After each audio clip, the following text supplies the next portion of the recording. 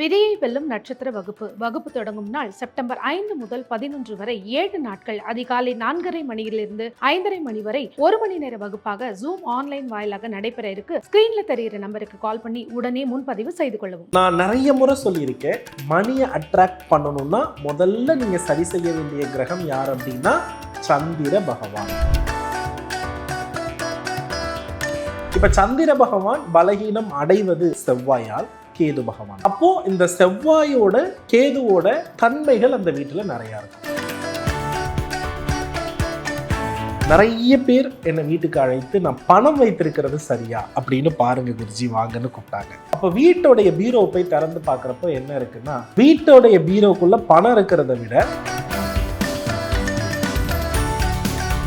ஆனா நிறைய பேர் சொல்லுவாங்க குருஜி, இந்த மாதிரி லக்ஷ்மி போட்டோவை நம்ம சேஃப்ல பீரோ சேஃப்ல முன்னாடி ஓட்டணும். லக்ஷ்மியில 8 லக்ஷ்மி இருக்காங்க. நம்ம பணப்பெட்டகத்துல இருக்கிறது பேரு தனலட்சுமி. சோ தனலட்சுமி எதுல இருக்கிறா அப்படின்னு பார்த்தா போட்டோவை தாண்டி ரொம்ப நாள் ஒரு இடத்துல ஒரே பொருள் அப்படியே தேங்கி இருக்குன்னு வச்சுப்போமே, அங்க வந்து சந்திரன் தோஷம் அடைகிறாருன்னு அர்த்தம். இப்ப லேப்ல எல்லாம் நிறைய பொருள் அட்டைப்பெட்டிகள் அதுதான் கவனிக்கணும். நிறைய பேர் வீட்டுல கற்றாழை இருக்கிறது, கருவேப்பிலை, மூலிகை தான். ஆனா ஜோதிடத்துல காரகோ பாவ நாஸ்தின்னு ஒண்ணு இருக்கு. பணமும் இல்லை, உறவும் இல்லை, மகிழ்ச்சியும் இல்லை, தெய்வத்தை வணங்கியும் பலனும் இல்லை அப்படின்ற விரக்தியோடு வாழக்கூடிய மனிதர்களை நிறைய பார்த்துருக்கேன். அதனாலதான் வெளிப்படையா அதெல்லாம் சொல்றேன். நேயர்கள் அனைவருக்கும் வணக்கம். நம்ம எல்லாரும் தேடக்கூடியது பணம், செல்வம், சிறப்பு. இது ஏன் தங்கறதில்லை?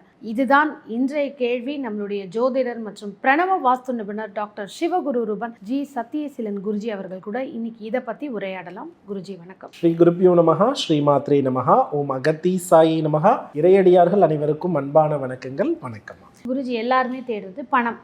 நிறைய பதிவுகள் பணத்தை எப்படி நீங்க வந்து சேகரிக்கணும், எப்படி அதை காப்பாத்திக்கணும்னு கொடுக்குறீங்க. ஆனாலும் இன்னும் கிட்டத்தட்ட 70% மக்களுக்கு பணம் வீட்டுல தங்குறது இல்லை, பணத்தோட வரவே எங்களுக்கு இல்லை, அக்கௌண்ட்ல பைசாவே இருக்கிறது இல்லை. ஒருவேளை ஜோதிட ரீதியா ஒரு புறம் இருந்தாலும் வீட்டுல பணம் தங்காததற்கான அறிகுறிகள் இதுதான் அப்படின்னா என்ன சொல்வீங்க? அதாவதுமா, இப்போ இடையில நாம வந்து வாஸ்து விஜயம் போனோம். ஸ்ரீ சக்கர பிரதிஷ்டையும் என்ன செய்யறோம்னா ஒவ்வொரு வீட்டுக்கும் செய்து கொடுத்து வந்துட்டு இருந்தேன். அதுல வந்து நிறைய மனிதர்களுடைய வீடையும் போய் பார்த்தேன். இதுல நிறைய விஷயங்கள் நம்மளை ஃபாலோ பண்றவங்களுடைய வீட்டையே நான் பார்த்தேன். அது எப்படி இருக்கு, என்ன மாதிரி நடைமுறைப்படுத்துறாங்க, எதை பண்ணதுனால அவங்க வளர்ந்துருக்கிறாங்க, எதை பண்ணினதுனால அவங்க இன்னும் வளராம இருக்கிறாங்க அப்படின்ற டிஃப்ரெண்டா வந்து நான் பொதுவா ஒரு பணத்திற்கும் உணர்ச்சிகளுக்கும் நிறைய தொடர்பு இருக்குது. அது முதல்ல நல்லா புரிஞ்சுக்கணும். மகிழ்ச்சி அப்படின்றது ஒரு விதமான உணர்வு, அழுகை அப்படின்றதும் ஒரு விதமான உணர்வு தான். நான் நிறைய முறை சொல்லியிருக்கேன், மணியை அட்ராக்ட் பண்ணணும்னா முதல்ல நீங்க சரி செய்ய வேண்டிய கிரகம் யார் அப்படின்னா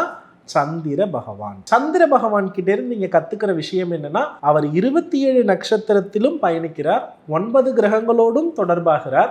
அத்துணை விஷயத்திலுமே ரொம்ப ஃபாஸ்டா போயிட்டு எல்லோரோடையுமே எந்த பகையும் இல்லாம சகஜமா பயணிக்கிறவர் யாருன்னா இவராக தான் இருக்கார். அவர்கிட்ட இருந்து அந்த குணத்தை நம்ம கத்துக்கிட்டோம்னாலே நமக்கு பண வரவு வந்துவிடும் அப்படின்றதையும் நான் நிறைய சொல்லியிருக்கேன். இந்த சந்திர பகவான் பலகீனம் அடையக்கூடிய செயல்கள் எந்த வீட்டில் இருக்கிறதோ அந்த வீட்டில் பணம் தங்குவது இல்லை. இப்ப சந்திர பகவான் பலகீனம் அடைவது அப்படின்றது யாரால் அப்படின்னு கவனிச்சு பார்த்தோம்னா, ஒன்று செவ்வாயால், இன்னொன்னு வந்து பாத்தீங்க அப்படின்னா கேது பகவான். இந்த 2 நபர்களை தவிர வேற யாரும் சந்திர பகவானிற்கு பெரிய எதிரி என்பது இல்லை. அப்போ இந்த செவ்வாயோட கேதுவோட தன்மைகள் அந்த வீட்டுல நிறைய இருக்கும். விஷயம் நான் கவனிச்சது என்னன்னா, நிறைய மனிதர்களுடைய வீட்டுல தலைவாசல் அப்படின்றதும் நம்ம முகம் என்பது ஒன்றுதான் நிறைய இடத்துல சொல்லியிருக்கேன். நிறைய பேர் வீட்டுல என்ன பண்றாங்கன்னா, வீட்டு வாசல் முன்னாடி துணி காய போடுற, உலர வைக்கக்கூடிய என்ன பண்றாங்கன்னா கொடிக்கட்டு இருக்குது.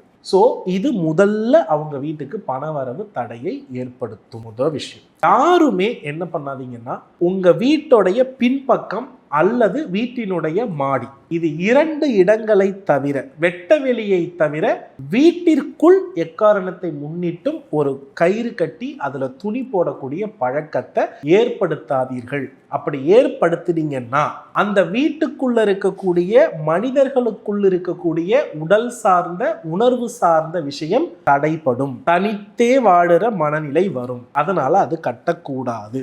உடனே கேட்கலாம், நம்ம முன்னோர்கள் எல்லாம் கூரை வீட்டில் இருந்தப்ப அதை தானே பண்ணினாங்க. ஆமா, கூரை வீட்டில் இருப்பவர்கள் எப்படி வாழ்ந்தாங்கன்றதும் தெரியும், அதே வந்து ஒரு மாடி வீட்டில் இருக்கவங்க எப்படி வாழ்ந்தாங்கன்றதும் தெரியும். உண்மை.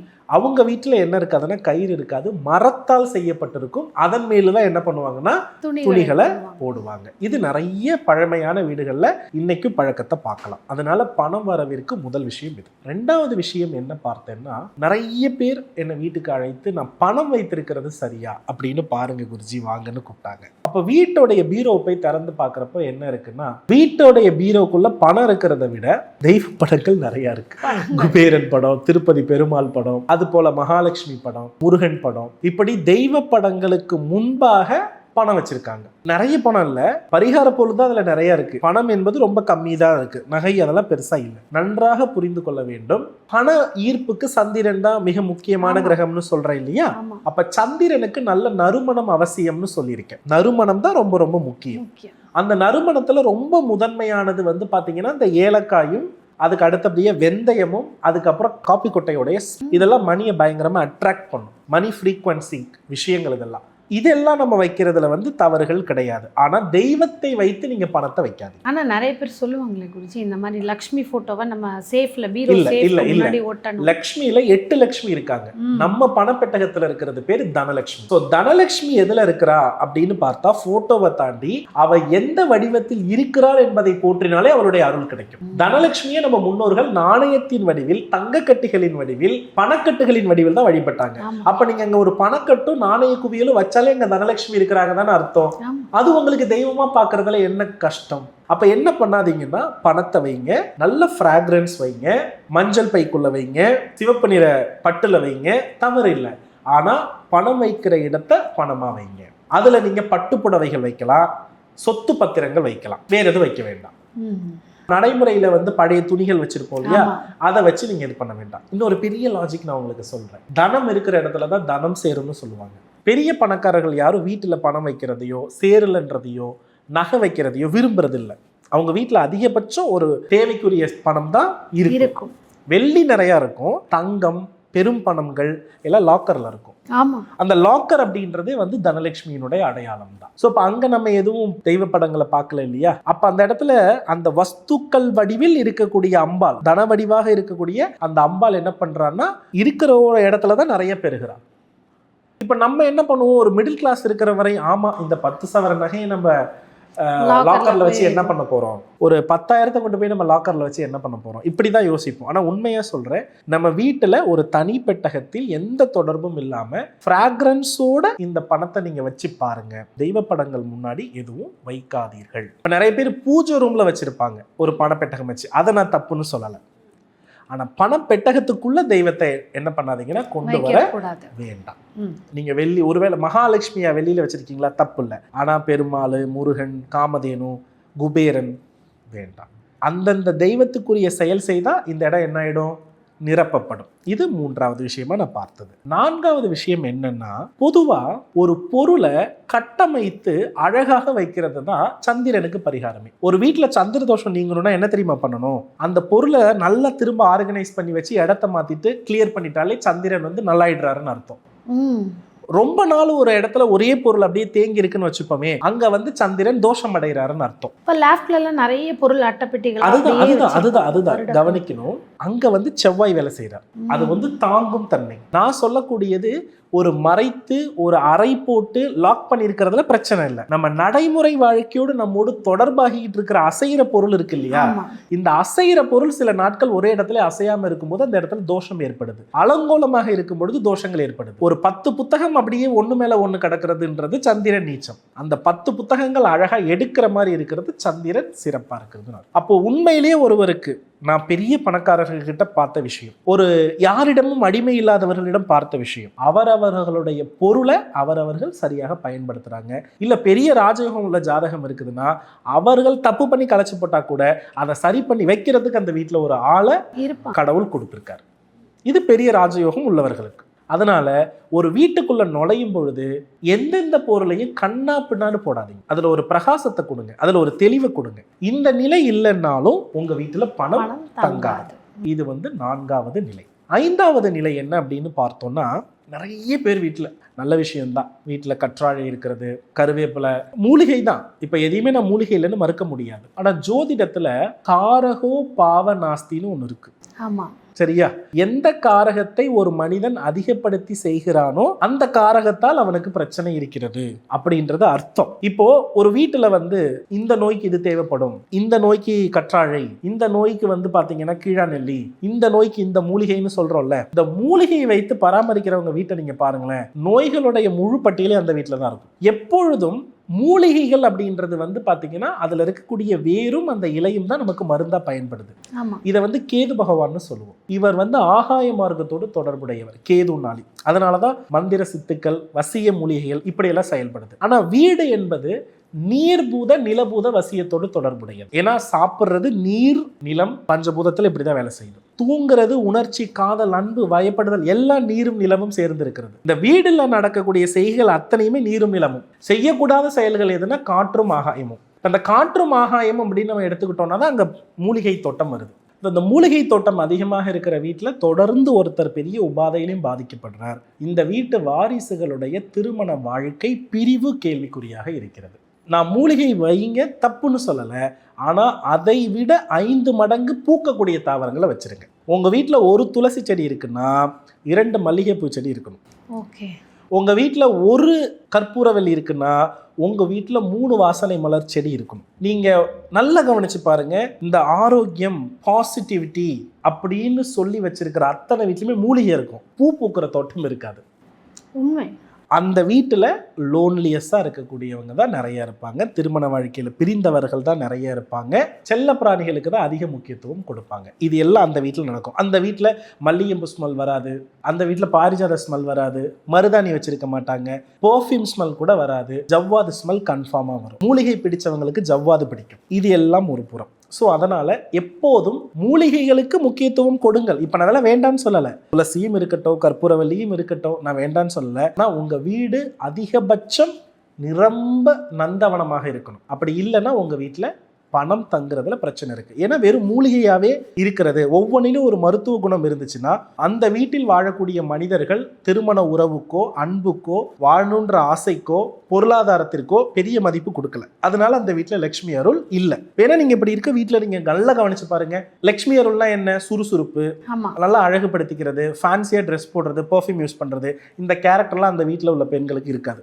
நான் 1000 அல்ல lakhs% தான் அடிச்சு சொல்லுவேன். இது நான் போன விசிட்ல தெரிஞ்சுட்டேன். அதனால இது மாதிரி வைக்கணும்னா உங்களுக்கு தோட்டம் இருக்குது, உங்களுக்கு பின்பக்கம் நிறைய இடம் இருக்குன்னா பண்ணிக்கோங்க. வீட்டின் முன்புறத்துல பண்ண இல்ல வீடே இப்ப 3 சென்ட் தான், வீடே 5 சென்ட் தான், அதுல போட்டு நிரப்பாதீங்க. இது அடுத்த விஷயம். அதுக்கு அடுத்தபடியா நம்ம கவனிச்சு பார்த்தோம்னா கொடி தொடர்புடைய செடிகள், மணி பிளான்ட். இதுக்கு போட்டால் நிறைய பேர் என்ன பண்ணுவாங்கன்னா அவங்க வீட்டை ஃபோட்டோ எடுத்து காட்டுவாங்க, நான் இது வச்சதுக்கு அப்புறம் தான் நல்லா இருந்தேன். சில பேர் இந்த மாடியிலேருந்து படர்ந்து வரும் வாசனையா இருக்கக்கூடிய எல்லாமே இருக்கட்டும், ஆனால் மணி பிளான்ட் வைத்தால் மணி வராது. கொடி தொடர்புடைய எந்த ஒரு விஷயத்துக்கும் மணி அட்ராக்ட் பண்ற விஷயம் இல்லை. கொடி தொடர்புடைய எந்த ஒரு விஷயத்தையும் வீட்டின் மேல் படர விடாதீர்கள், அதை அப்புறப்படுத்திடுங்க. ரீசன் சொல்லணும்னா 1 மணி நேரம் சொல்லணும், கேட்கட்டும் சொல்றேன், அது ஒரு தனி சாப்டரா சொல்லணும். கண்டிப்பாக. ரெண்டாவது விஷயம் பாத்தீங்கன்னா வீட்டில் நிறைய சார்ஜர் கேபிள் இருக்கு, அது அப்படியே ஒரு தோரணம் மாதிரி தொங்கும் எங்க திரும்பினாலும். நான் பார்த்தேன், இன்னைக்கு எல்லார் வீட்லயும் அதுதான். ஒரு 4-5 ஆண்ட்ராய்டு போன்ஸ். நிச்சயமா இந்த ஒயர்கள் நிறைய தொங்குறத முடிந்தவரை அவாய்ட் பண்ணிக்கோங்க. ரொம்ப நாள் இருக்கிற அந்த தோரணங்கள், வீட்டுக்குள்ள இருக்கக்கூடிய தூசுகள் படிந்த ஒட்டடைகள் எல்லாம் நிறைய தொங்கும், இதெல்லாம் அப்புறப்படுத்திடுங்க. சார்ஜர் ஒயர் போடுறீங்களா, போட்டுட்டு எடுத்து வச்சிருங்க. நீங்க நல்லா கவனிச்சு பாருங்க, சாஃப்ட்வேர்ல இருக்கவங்களுக்கு தான் நிறைய அந்த ஒயர் கனெக்ஷன், லேப்டாப் எப்பவுமே அந்த ஒயர் இருக்கும் இல்லையா? ஸோ இது ஒரு விதத்தில் அவர்கள் எந்த அளவுக்கு மன அழுத்தத்திற்கு ஆளாகிறாங்கன்றது நமக்கு நல்லாவே தெரியும். அதனால வாழ்க்கையில பரிணாமம் முக்கியம், சார்ஜர் ஒயரும் முக்கியம். ஆனா அதை என்ன பண்ணாதீங்கன்னா வீட்டுக்குள்ள வரவேற்பறையில நுழையும் பொழுது சார்ஜர் போடுறப்ப தொங்கிக்கிட்டே இருக்க மாதிரி இல்லாம போட்டதுக்கு அப்புறம் எடுத்து பக்குவமா எடுத்து வைங்க. இது இந்த கலியுகத்துல ஒரு டிசிப்ளின். கலியுகத்துல சார்ஜர் ஒயர் கேதுவின் பரிணாமமாக இருக்கிறது. அப்போ வீட்டுல கட்டுற கொடி கயிறு அது கேதுவின் விஷயமாக இருந்தது. இது ஒரு அடிப்படை. இதுக்கப்புறம் ரொம்ப மிக முக்கியமான விஷயம் என்ன அப்படின்னா சமையலறை. இந்த சமையலறை தான் ஒரு வீட்டுடைய செல்வ நிலையை முடிவு செய்யும். அந்த சமையல் அறையில் பிளாஸ்டிக் டப்பாஸை யூஸ் பண்ணாதீங்க. உடனே கேட்கலாம், நாங்களாம் ரொம்ப ஏழைங்க, எங்களுக்கு முடிஞ்சதானே வாங்கி வைக்க முடியும், அதில் பொருள் இருக்க போது, அதான கான்செப்ட். இதில் 2 விதம் குருஜி. ஏழையாக இருக்கிறவங்களும் கம்மி தரமான பிளாஸ்டிக்கு, கொஞ்சம் ஃபேன்சியாக நினைக்கிறவங்க எல்லாருக்குமே பணக்காரங்க ஆகணும்னு ஒரு ஆசை இருக்கு. நம்ம கசங்கிய ஆடையை கட்டிக்கிட்டு இருந்தோம், ஒரு மதிப்பு மிக்கவரை பார்க்கும்பொழுது கசங்கிய ஆடை அயன் பண்ண ஆடையா இருக்கணும் நம்மளை மாத்திக்கலையா? ஆமா, அது ஒரு மாற்றத்தை கொடுக்கலையா? இந்த இடத்துல ஆடை தானே நமக்கு மாற்றத்தை தானே, அதுதானே மரியாதையும் கொடுத்தது. அப்ப என்னன்னா, இந்த பிளாஸ்டிக் டப்பால எதுவுமே இல்லாம எவர் சில்வர் பாக்ஸ்ல நிறைய வைங்க. இல்ல எவர் சில்வர் பாக்ஸ் இல்லைன்னா கண்ணாடி பாட்டில்கள்ல அடுக்கி வைங்க. பிளாஸ்டிக்கை முடிந்த வரை உங்களுடைய வீடுகளில் சமையல் அறையில் தவிர்த்துடுங்க. ஒரு சின்ன காய்கறி வாஷ் பண்ணுறது இருக்குது, அது தப்பு இல்லை. ஆனால் நம்ம சேமிக்கக்கூடிய மளிகை பொருள் இருக்குது தெரியுமா, அதை பிளாஸ்டிக் டப்பாவில் வைக்காதீர்கள். அப்படி வைத்தால் உங்கள் வீட்டில் சுக்கிரவசியம் ரொம்ப கம்மியாக தான் இருக்குது. நான் வாஸ்து விசிட் போனால் நான் போகிறப்ப நிறைய ஸ்க்ரீன் புதுசாக வந்திருக்கும், மறைச்சி வைக்கிற ஸ்க்ரீன். அதை பார்க்கும்பொழுதே நமக்கு தெரியும் அங்கே ஏதோ தப்பு இருக்குது, அதை நம்ம பார்க்கக்கூடாதுன்னு தான் திரைச்சீலை போட்டிருக்காங்க, ஷால் எடுத்து போட்டிருக்காங்கன்னு தெரியும். இப்படி யாரோ ஒருத்தங்க வராங்கன்றப்ப சரி செய்ய வேண்டிய விஷயத்த உங்களுக்கு ஏன் எப்போதுமே அதை நல்லா வச்சுக்கணும்னு தோணலைன்னா அப்போ யாருமே இந்த வீட்டுக்கு வரல, எந்த ஒரு உறவுமே வரல, எந்த ஒரு பெரிய மனிதரும் வரல, எந்த ஒரு பெரிய குணமுள்ள பணக்காரர்கள் வரல அப்படின்றது இந்த இடத்துல பொருளாகுது. இப்போ பெரிய பணக்காரங்க வேணும், பெரிய உறவுகள் வேணும், பெரிய பணக்காரங்க நம்ம மதிக்கணும்னா அவங்களுக்கு இருக்கிற அந்த அட்மாஸ்பியரும் அந்த ராஜகிரகத்துக்கு இருக்கிற மனநிலையை நம்ம வீட்டில் ஏழையா இருந்தாலும் இருக்கிற பொருளை அழகா டீசெண்டா வைக்கிறதுல என்ன தப்பு இருக்கு? நாளைக்கு ஒருத்தர் வராருன்னு இன்னைக்கே நம்ம தொடச்சிட்டு இருப்பானே. நம்ம நார்மலா நம்ம வீட்டை நீட்டா வச்சிருந்தோம்னா அந்த இடத்துல வந்து சில விஷயங்கள் அதுவே ஒரு நேர்மறை சக்தியை அதிகப்படுத்தும். இது சொல்றதுக்கு கொஞ்சம் கஷ்டமா தான் இருக்கு. குருஜி ஏதாவது குத்தி இல்லை. நான் என்ன சொல்ல வரேன்னா, நம்ம ஏழை பணக்காரர் அப்படின்றத தாண்டி பாசிட்டிவிட்டின்னு ஒன்று சொல்றோம் தெரியுமாமா, அந்த பாசிட்டிவிட்டி எங்க இருக்குன்னா நம்ம ஆன்மாக்குள்ள இருக்குது. ஆன்மா சுத்தமா இருந்தா உடம்பு சுத்தமா இருக்குமா, உடம்பு சுத்தமா இருக்கிறவன் வீட்டை சுத்தமா வச்சுப்பானா. அப்ப அந்த உடம்பு சுத்தமா இருந்து ஆன்மா சுத்தமா இருந்தா அவன் இருக்கிற இடத்த எப்போதுமே ரொம்ப பயங்கரமா அட்ராக்டா வச்சிருப்பான், அவன் ரொம்ப சந்தோஷமா இருக்கான்றது அர்த்தம். அதனால வீட்டுல என்னைக்குமே என்ன பண்ணாதீங்கன்னா அழுக்கடைகிறது, இந்த ஸ்டோர் பண்ணி வைக்கிறது, படிக்கு கீழே கொண்டு போய் திணிச்சு வைக்கிறது, 20 வருஷம் புத்தகத்தை அடுக்கி வைக்கிறது, நாளைக்கு தேவைப்படும்னு கட்டப்பைய சுருட்டி வச்சுக்கிறது. சேமிக்கிறத சேமிங்க, வளராததை சேமிக்காதீங்க. எது பெருகணும்னா இன்னைக்கு நீங்க வாங்கி வைக்கிற பொருள் நாளைக்கு மல்டிபிளா இருக்கணும்னு வளர்றத சேமிங்க. அழியிற பொருளை என்ன பண்ணாதீங்கன்னா என்றைக்குமே சேகரித்து வைக்காதீங்க. 20 கட்டப்பையை சுருட்டி வச்சா 20 கட்டப்பையில் ஒரு நாள் நம்ம பொருள் வாங்க போகிறோம், இல்லை கட்டப்பையே நமக்கு வராதா? அப்போ இதெல்லாம் மக்கள் என்ன பண்ணுறாங்கன்னா பண்ணிக்கிட்டு இருக்கிற ஒரு பெரிய தவறாக என்ன பண்ணுதுன்னா இருக்குது. அதுக்கப்புறம் வீடுனா என்ன? அன்பு, காதல், தாம்பத்தியம், இதெல்லாம் வெளிப்படுற இடம். இது வந்து உடல் உணர்வு சம்பந்தப்பட்டது. கண்டிப்பாக தானே உண்மை. இது ஆன்மான்றப்ப அன்புன்றதுல ஒரு ஆன்மா இருக்கு. ஆனால் கடவுள் அப்படின்றவர் இதுக்கெல்லாம் அப்பாற்பட்டவர். நம்மளுடைய உடம்பையே நம்ம என்னன்னு சொல்லுவோம்னா ஒரு கழிவுன்னு சொல்லுவோம். ஆனால் அதிலிருந்து அப்பாற்பட்டு நம்ம ஆன்மாவினுடைய சுவையை வந்து டேஸ்ட் பண்றவர் தான் கடவுள். இப்போ நல்ல ஒரு விஷயத்த புரிஞ்சுக்கணும். இடையில ஒரு காமெடி ஷாட்ஸ் கூட வந்தது, எங்க திரும்பி படுத்தாலும் அங்கே ஒரு சாமி போட்டோ இருக்கு, காலை எந்த இடத்துலயும் என்ன பண்ண முடியல, நீட்ட முடியல அப்படின்ற மாதிரி எங்க திரும்பினாலும் தெய்வ படங்கள், எங்க திரும்பினாலும் இருக்கிற தெய்வ படம் என்ன தரும் நான் சொல்லிடுறேன். அந்த வீட்டினுடைய பெண்ணுக்கு பெரிய கற்பொழுக்கத்தை தரும், அவளுடைய ஆடையில மிகப்பெரிய நாகரிகம் இருக்கும், அவளுடைய கற்பொழுக்கத்துல எக்ஸ்ட்ராடினரியான பர்ஃபெக்டான ரிசல்ட்டை கொடுக்கலாம், அவளுடைய பூஜை புனஸ்காரங்கள் எல்லாம் சிறப்பா இருக்கும். ஆனா கணவன்கிட்ட இருந்து கிடைக்கிற அன்பு கிடைக்காது. அதை நீங்க என்ன பண்ணக்கூடாதுன்னா, அப்படி தெய்வீகத்தில் ரொம்ப அன்பா இருக்கிற நம்ம அசுரகுருவோட செயல்களுக்கு ஆசைப்படக்கூடாது. தேவகுருனா பூஜை புனஸ்காரங்கள், தூக்கம், எப்போவாவது ஒரு சந்தோஷமான மனநிலை, அதை உணர்ச்சி பூர்வமாக வெளிப்படுத்தணும் நம்ம வீட்டுக்காரன்னு நினைக்கிறது, இதெல்லாம் எதிர்பார்க்க வேண்டாம். பூஜை அறைன்னு தனியாக ஒன்று வச்சுருக்கீங்க, அங்கே மகாலட்சுமி இருக்கா. ஏன் மகாலட்சுமி மட்டும் பூஜை ரூமில் வைக்கணும்னாங்க? அவள் அழகுக்கு, அணிகலனுக்கு, சுறுசுறுப்புக்கு, இன்பத்திற்கு, எல்லாத்துக்குமே உரியவள். அப்போ அது மாதிரி தான் நாம் இருக்கணும். எங்கே திரும்பினாலுமே நம்ம தெய்வீகமாக இருந்தால் அது என்ன ஆகும் அப்படின்னா, அந்த வீட்டில் மேக்சிமம் கலத்திர பாவம் கெடும். எந்த ஒரு பெண், எழுதி வச்சுக்கோங்க, வீடு முழுவதும் நிறைய தெய்வ உருவப்படங்கள் வைத்திருக்கிறார்களோ அந்த வீட்டில் அவங்க நல்ல ஞாபகம் வச்சுக்கணும், உடல் சம்பந்தப்பட்ட காதல் சம்பந்தப்பட்ட உணர்வுகள் அந்த வீட்டில் வாழக்கூடிய ஆண்மகனுக்கு குறைவு. அப்ப அதை நம்ம வீட்டுக்கார்ட்ட என்ன பண்ணக்கூடாது, எதிர்பார்க்க கூடாது. அவர்கிட்டயும் அந்த பக்தி இருந்தா அதுல சந்தோஷப்பட்டுக்கலாம். கடவுள்கிட்ட போயிட்டு ஏன் என் வீட்டுக்காரர் பேசல, ஒரு நிமிஷம் கூட ஏன் எங்களால சந்தோஷமா இருக்க முடியல, ஏன் மற்றவங்க மாதிரி எனக்கு இல்லைன்ற கேள்வி வேண்டாம். ஏன்னா வீடு அப்படின்றது அதுக்கு பெயர் அந்தர்ப்புறம். அந்தர்ப்புறம்னாலே உணவு, மகிழ்ச்சி, உறவுகள், நிறைய கேளிக்கைகள் நடக்கக்கூடிய இடமாக அந்த வீடு வீடானது என்ன பண்ணணும், இருக்கணும். இது நடக்கும் பொழுதெல்லாம் கடவுளுக்கு நம்ம ஒரு மரியாதை கொடுப்போம். அந்த மரியாதையை இந்த தவறெல்லாம் நம்ம ஆலயத்தில் பண்ணப்போம். இந்த தவறுல இது ஒரு விதமான மகிழ்ச்சி, அங்கே அமைதியும் ஆன்மாவும் பாசிட்டிவாக இருக்கும். அது வந்து ஆலயம். ஸோ வீடு அப்படின்னு வரும்பொழுது மகாலட்சுமியை தவிர, அப்படி நீங்க முருக பக்தரா சிவபக்தரா எல்லாம் வச்சுக்கோங்க, ஆனா அந்த வழிபாட்டுக்குரிய நெறிமுறைகள் முடிந்ததற்கு பிறகு உங்களுக்குன்னு வீடுக்குன்னு கொடுத்திருக்கக்கூடிய பொறுப்புகள்ல இருங்க. எங்க திரும்பினாலும் என்ன பண்ணாதீங்கன்னு அது தெய்வ படங்கள். ஒரு சின்ன எக்ஸாம்பிள் சொல்லிடுறேன். பிராமணர்களுடைய வீடுகள் நிறைய தெய்வ படங்கள் இருக்கும். உடலே தெரியாத அளவிற்கு அவர்களுக்கென்று ஒரு மடி ஆச்சாரம் வந்து என்ன பண்ணப்பட்டிருக்குன்னா கொடுக்கப்பட்டிருக்கிறது. அது போல அவர்களுக்கென்று உடற்பயிற்சி கிடையாது. வேத மந்திர பாராயணங்கள், காலைல சூரிய நமஸ்காரம், காயத்ரி படிக்கிறது, இவ்வளவுதான். பிராமண குலத்தில் அப்படின்னு நம்ம எடுத்துக்கிட்டோம்னா இவங்க வந்து காற்றும் ஆகாயமும் அதிகம் உள்ள செயல்களை உள்ள குலம். இவங்களுக்கு வந்து நிலபூதமும் நீர்பூதமும் அந்த அளவுக்கு என்ன இருக்காதுன்னா பெருசா வேலை செய்யாது. இந்த காற்றும் ஆகாயபூதமும் அதிகமா இவங்களுக்கு இயற்கையில இருக்கிற நடைமுறை வாழ்க்கை இருக்கிறதுனாலதான் இவங்க காற்றை அதிகப்படுத்துற எந்த உணவும் சாப்பிடக்கூடாதுன்னு சொல்லுவாங்க. அதனால நீங்க நல்லா கவனிச்சு பாருங்க, பூமிக்கு கீழே விளையிறது வெங்காயம், பூண்டு, எதுவுமே சாப்பிட மாட்டாங்க, இஞ்சி எதுவுமே சாப்பிடக்கூடாது. மகாலய பட்சம்னா சுத்தமா ஒன்றும் தொடப்படாது.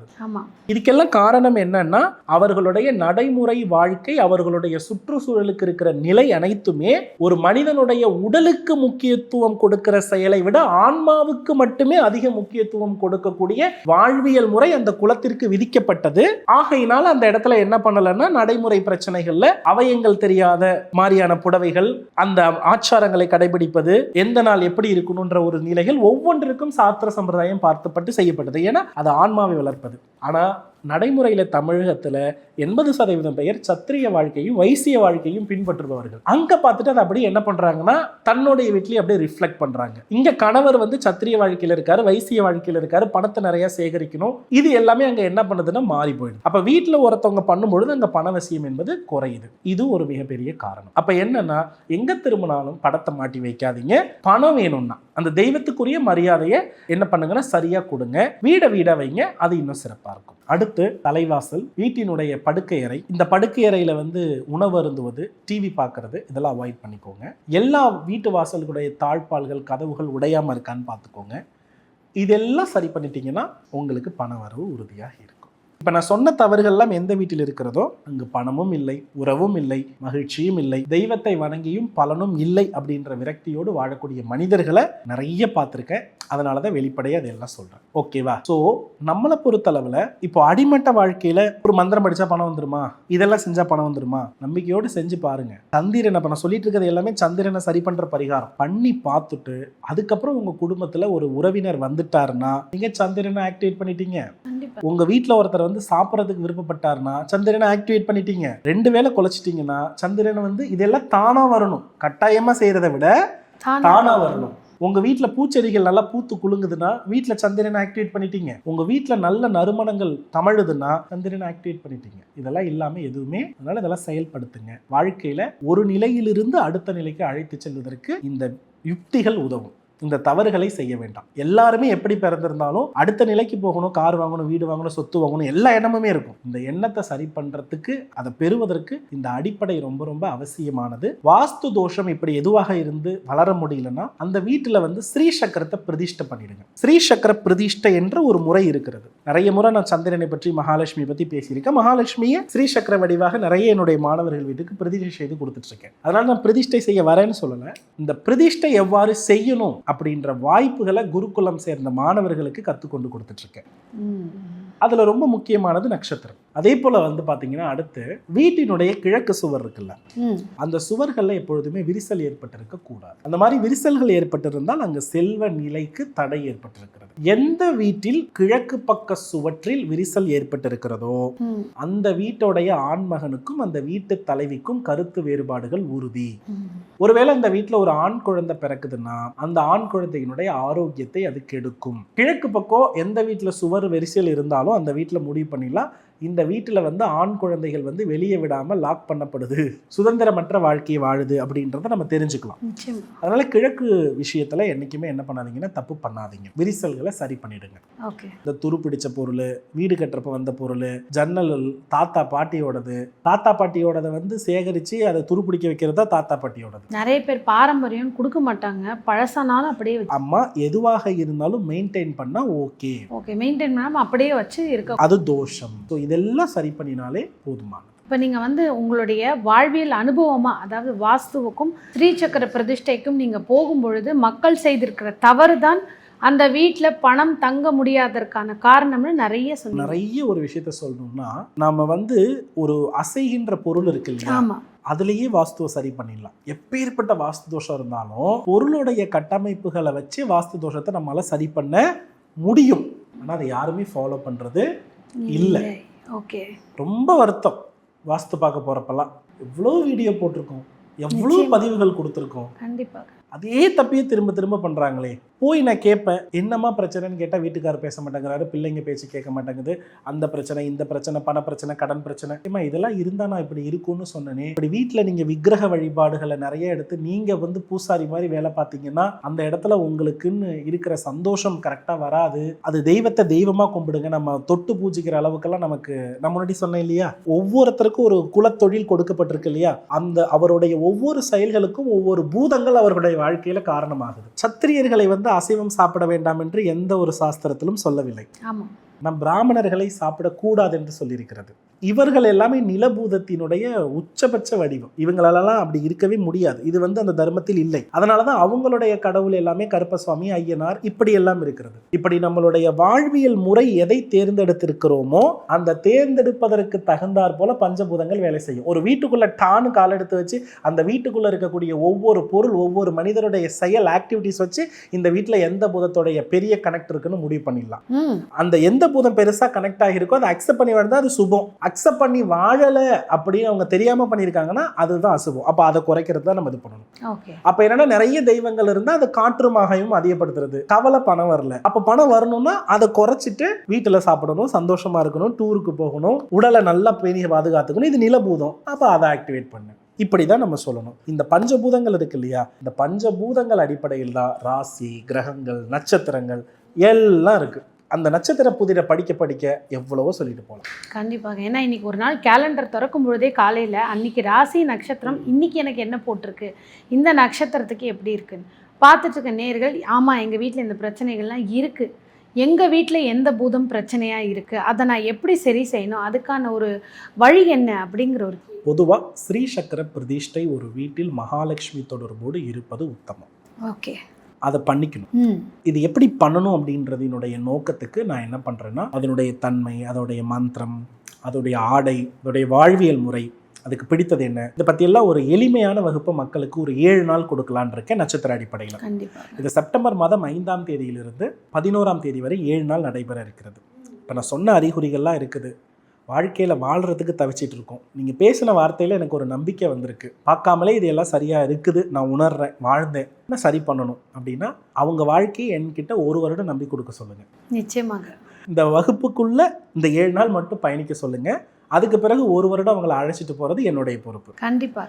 அதற்கு பிறகு அந்த 1 வருடம் கழிச்சு இதே நாள் அடுத்த ஆகஸ்ட்டில் எப்படி இருக்காங்கன்னு பார்க்க சொல்லுங்கள். கண்டிப்பாக மாற்றம் இருக்கும். பிரம்ம முகூர்த்த நேரத்தில் ஒரு 7 நாள் எனக்காக ஸ்பெண்ட் பண்ணினா போதும். அந்த வீட்டோடைய ஒவ்வொருத்தருடைய தலையெழுத்தை அவங்களே பார்த்து எங்கெங்கே போனால் அதுக்கு தீர்வு கிடைக்கும், என்ன நடந்தால் அதுக்கு இமிடியேட்டாக என்ன பண்ணணும், எந்த புதத்தை ஏற்றணும், எந்த புதத்தை குறைக்கணுன்றத அவங்களே என்ன பண்ணிப்பாங்கன்னா தெரிஞ்சுப்பாங்க.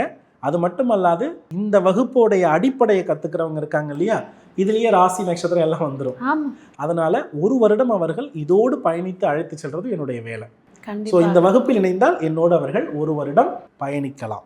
நிச்சயமாக அந்த 1 வருடத்தில் அவர்களுக்கு மாற்றமும் உண்டு.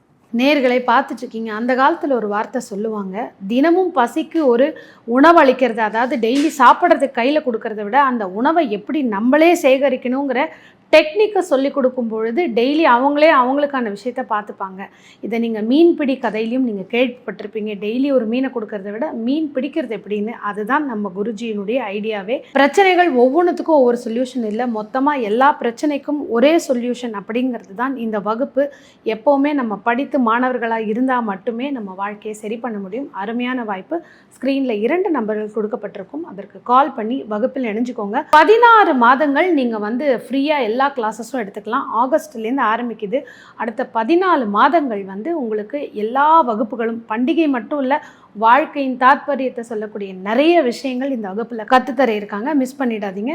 அருமையான ஒரு வாய்ப்பு குருஜி. ஏன்னா வந்து தன்னுடைய அனுபவம் தான் வந்து மற்றவங்களுக்கு ஒரு பாடமாக இருக்கும்னு சொல்லுவாங்க. நிறைய உங்களுடைய அனுபவம் எல்லாருக்குமே பயனுள்ளதாக இருந்திருக்கும்னு நினைக்கிறோம். நன்றி. நன்றிம்மா. வெற்றி.